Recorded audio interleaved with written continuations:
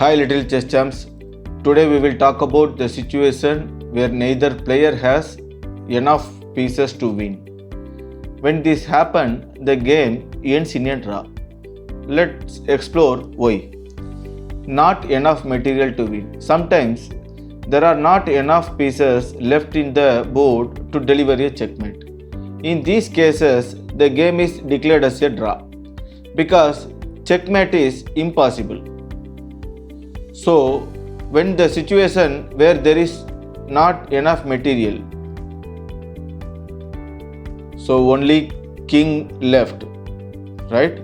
So if both players just have their king, so checkmate is not possible. So since kings can't move close enough to attack each other, then king and knight versus king.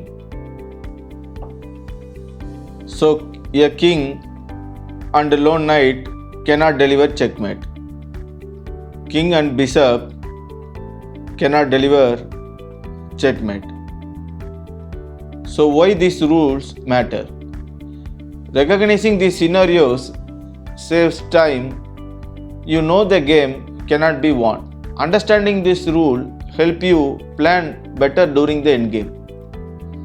Even the smallest piece like a pawn can help win a game.